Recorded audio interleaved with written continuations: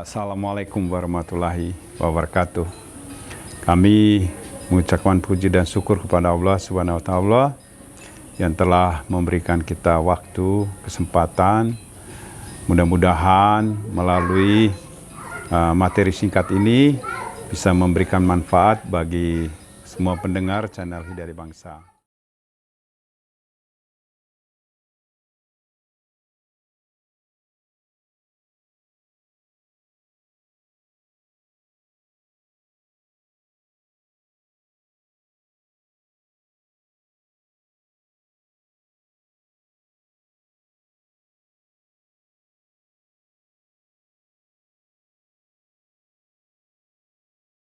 Ini memang salah satu ciri akhir zaman ini, Bang. Ini salah satu ciri, ya kan? Bahwa begitu banyak kejadian-kejadian akhir-akhir ini, pemerkosaan, pembunuhan, ya, dan juga immoral lainnya, ya. Jadi yang saya amati di sini, kebanyakan metodologi pengajaran lintas pondok itu tidak semua salah, menurut saya tidak semua. Tetapi konsep ketaatan itu harus diperbaiki, ya, menurut saya. Mengapa saya katakan demikian? Karena seharusnya ketaatan itu disadari oleh semua santri, baik santri orang tua, ya, ataupun ulama lainnya, harus sadar bahwa ketaatannya sesungguhnya adalah ketika kita taat kepada seseorang yang tahu persis itu benar. Itu esensi ketaatan itu. Ya, makanya kalau kita taat kepada Allah, ya, dan Rasulnya, itu absolut. Ya, karena kita sudah pasti bahwa Allah itu tidak salah. Ya, maka ketaatan itu adalah benar-benar maksimal diberikan. Ya, tapi kalau menurut saya, orang atau ustadz yang mengajarkan ketaatan tetapi diiringi oleh nafsu atau diiringi oleh kepentingan dirinya supaya dia dipuja, supaya semua santri itu harus tunduk kepada dia, ya, walaupun penyimpangan terjadi. Nah, inilah masalahnya menurut saya, ya, karena terjadilah penyimpangan ketaatan itu yang disampaikan oleh gurunya, ya, sehingga murid itu akhirnya menerima saja, ya kan? Saya khawatir bahwa di doktrinasi sekian lamanya tidak boleh kamu lawan apa kata ustadz kamu, gitu. Tidak boleh koreksi apa kata imam kamu. Menurut saya ini berbahaya ke depannya. Nah, apa yang terjadi di Jawa Timur ini pemaksaan konsep ketaatan yang keliru, ya, walaupun dicabuli oleh gurunya, ya kan, ya, itu dia merasa sah karena santrinya sudah ditanamkan bahwa apa yang diucapkan oleh dia kamu harus taat. Dan saya khawatir juga orang tua mereka, ya kan, tidak pernah memberikan satu penjelasan yang benar mengenai ketaatan yang sesungguhnya. Nah, harus mulai dikoreksi sekarang ini. Ya, kejadian demi kejadian ini harus menjadi koreksi. Bahwa ketaatan seperti apa sih terhadap manusia ini? Ya, kalau namanya manusia itu jelas tidak sempurna. Ya kan? Ada nafsunya di sana. Ya kan? Nah, kejadian ini menurut saya, ya, karena konsep yang diberikan mengenai ketaatan itu mutlak bahwa kepada manusia harus kamu taat. Pada manusia itu berdosa. Kemutlakan ketaatan itu hanya kepada Allah yang suci, bukan kepada manusia. Nah, oleh karena itu, inilah evaluasi terbaik bagi bangsa kita, bagi umat kita, ya. Supaya mulailah mengerti mana ketaatan yang sesungguhnya dari akhlak orang itu kita ikuti, mana yang tidak. Kalau memang pemerkosaan itu adalah tidak sesuai dengan kebenaran dari Allah, itu harus diperangi. Ya, menurut saya hukum seberatnya ini, ya, supaya memberi edukasi kepada pondok lain misalnya, bahwa jangan sampai menerapkan pemaksaan wewenang ketaatan itu sampai kepada tingkat immoral lainnya.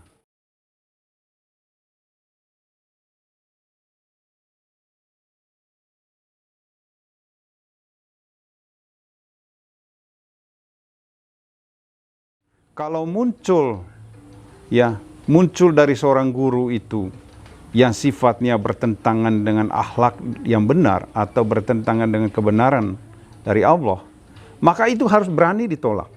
Ya, harus berani dilawan. Gitu loh. Nah, batasan yang harus jelas di situ adalah sebenarnya sangat sederhana saja, bahwa semua yang merusak dirimu santri, ya kan? Yang merusak diri santri, apalagi dalam seks seperti itu harus berani dilawan itu.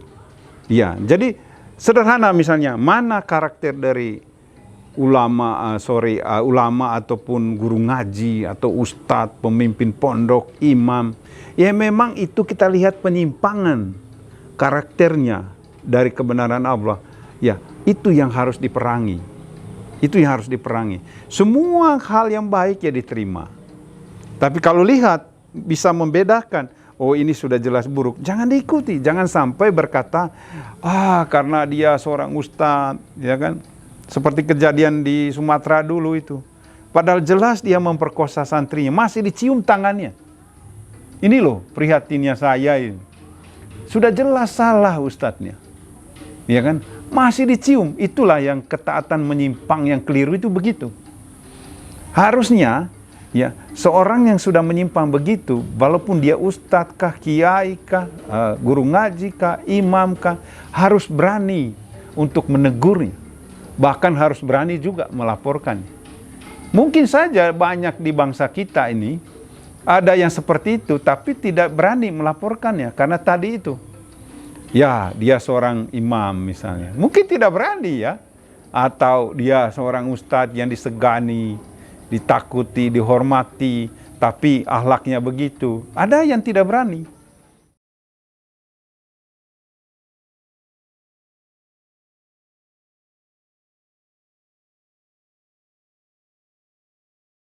Ya, beraneka ragam ya bentuk atau pola dan sistem pesantren itu. Ada yang memang eksklusif. Kalau sifatnya eksklusif, maka hampir semua bentuk intimidasi pengajarannya eksklusif, sehingga mempengaruhi ke santri. Itu loh, itu mempengaruhi. Sehingga mengapa santri itu tidak mau cerita, ya kan? Karena sudah ditanamkan pesantren ini ya harus benar-benar menjaga apapun yang terjadi di dalam. Saya pernah ketemu juga dengan salah satu pesantren ya di Jawa Barat, ya kan? Jadi begitu pagar tinggi, kemudian benar-benar di dalam itu mereka lingkungan tidak perlu apa yang terjadi di dalam, karena sangat eksklusif. Nah, menurut saya ada pengaruhnya bagi karakter santri, sehingga solusi mereka malu cerita, walaupun terjadi sesuatu yang sangat merusak masa depannya. Ya oleh gurunya sendiri, karena bentuk pondok itu adalah sudah ditanamkan seperti itu untuk menjaga rahasia gurunya, ya kan? Itu dulu kami pernah ada teman itu, ya padahal sudah dicabul oleh gurunya berkali-kali, tidak pernah dia cerita, ya kan? Karena dia berkata, ya insya Allah nanti, ya kan? Ya saya bantu, ya kan? Jadi menurut saya dua hal, ya. Pondok itu ya harus diberikan satu edukasi untuk inklusif ya, dan memberikan satu sistem pendidikan pondok yang memang perlu terbuka untuk ruangan konselingnya bagi anak-anak itu, seperti yang Abang bilang, karena itu salah satu jalan keluar ya. Sehingga kalau membuka pintu seperti itu, saya yakin tidak ada ustadz yang berani cabuli. Ya kan? Karena ada ruangan anak-anak untuk bisa leluasa cerita. Ini kan karena dikurung mereka, dibelenggu. Ya kan? Bahkan ada kejadian di wilayah mana itu yang santrinya hamil tidak berani cerita. Itu loh. Karena itu tadi. Ya, eksklusif mempengaruhi respon, mempengaruhi daya tanggap santri terhadap gejala yang terjadi dalam diri mereka. Nah, solusi yang bagus menurut saya, jadilah pesantren itu yang inklusif. Dia harus memiliki ruang untuk santrinya, terbuka dengan apa yang terjadi terhadap diri mereka atas perlakuan ustadznya yang ada di dalam itu.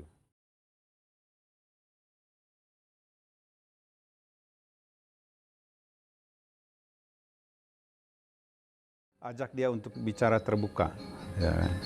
Memberitahu jangan malu apa yang terjadi di sana, dan itu harus sering ditanyakan. Dan yang kedua, lihat perubahan anak-anak itu. Apakah semakin bertambah baik karakternya atau tidak.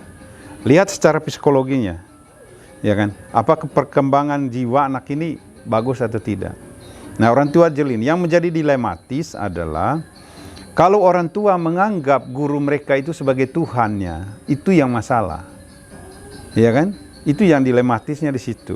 Sehingga untuk orang tua bisa mengambil bagian itu agak sulit karena mempercayakan total kepada guru di pesantren itu. Ya kan? Sehingga orang tuanya tidak ambil peran. Nah, peran menurut saya sebagai orang tua, ya, mereka harus punya waktu untuk interaksi dengan anaknya. Dan membuka hati mereka supaya mereka cerita apa yang terjadi di pondoknya. Mungkin sebulan sekali, ya kan? Supaya itu bisa melindungi mereka. Yang kedua, ya orang tua harus mengubah konsepnya. Bahwa guru ngaji atau pengajar di pondok itu, ustadz di pondok itu bukan Tuhan. Sehingga tidak harus menyerahkan total anak itu.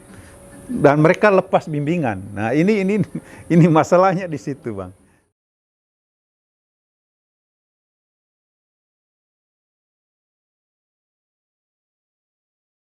Itu dampak dari doktrinasi seorang gurunya, ya kan? Itu mempengaruhi, seperti yang saya katakan tadi, mempengaruhi ke karakter anak itu, ya kan? Nah, memang ya kalau kita lihat kejadian yang terjadi sekarang ini, itu benar-benar ketaatan buta udah itu, ya kan? Sudah jelas merusak masa depan anak itu, ya kan? Ya toh? Tapi mereka kok masih manut gitu. Sudah jelas satu orang, dua orang, tiga, ini sampai belasan orang. Ini menurut saya ketaatan buta yang tidak dipertimbangkan oleh anak-anak itu, ya kan, bagi kepribadiannya dan juga masa depannya. Nah, menurut saya, ya, dengan kejadian inilah saya mendorong pesantren itu jangan ketaatan buta ini dikembangkan. Harus menjadi santri yang kritis, bahwa ustadznya itu juga manusia biasa yang punya nafsu. Ya, maka saya juga mendorong ustadz-ustadz itu jangan eksklusif, tidak pernah lihat dunia luar, ya kan? Tidak pernah lihat berkomunikasi dengan orang di luar pondoknya, ya kan? Sehingga sumber edukasi yang masuk ke otak dia itu ya sangat minim. Sehingga akhirnya dia menganggap ya perbuatan cabul begini ya biasalah. Menurut saya terjadinya itu karena bisa saja pondok itu eksklusif. Tidak mau bergaul dengan lingkungan, tidak mau bergaul dengan dunia luar. Ya kan? Sehingga kejadian-kejadian itu jadi eksklusif. Menimbulkan ya kan kerusakan terhadap santrinya sendiri. Nah, taklid buta ini menurut saya adalah ketaatan yang didoktrinasi sekian lamanya karena dipengaruhi oleh sistem pesantren yang eksklusif, ya. Nah, gurunya juga eksklusif, sehingga nafsu yang dalam eksklusif itu terjadi, ya udah salurannya seperti itu, ya kan? Terjadi seperti yang kita dengar sekarang, begitu banyak santri yang diperkosanya di dalam pondok.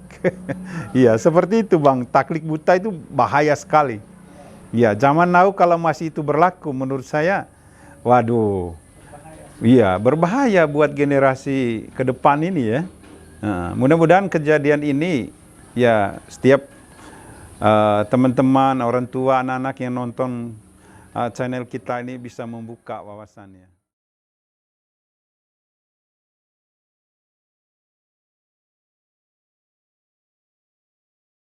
Pesan saya terakhir sih dua arah ya. Bagi yang mengajar atau bagi guru ngaji, ustadz, ulama, ya kan, pikirkanlah bahwa semua tindakan asusila itu, ya, itu dilarang keras oleh Allah, ya kan. Kami saya sadar bahwa semua manusia, ya, ada nafsu untuk itu, tapi tempatkanlah kepada tempatnya, ya kan. Kau punya istri, ya kan, itu yang harus salurkan dengan benar. Yang kedua, bagi anak-anak, ya, atau bagi anak-anak muda, ya kan? Pikirkan baik-baik bahwa ketaatan kita yang mutlak itu kepada Allah dan manusia itu relatif, dia tidak sempurna. Bisa membedakan taat yang mana dari perilaku ustadz itu yang harus kita ikuti, yang tidak benarnya kita jangan dibuang, bahasa lainnya tidak perlu ikuti karakter yang tidak benarnya, yang benarnya kita ikuti. Ya, karena itu yang Allah ajarkan, jauhi larangannya, ikuti perintahnya. Seperti itu, Bang. Terima kasih. Wassalamualaikum warahmatullahi wabarakatuh.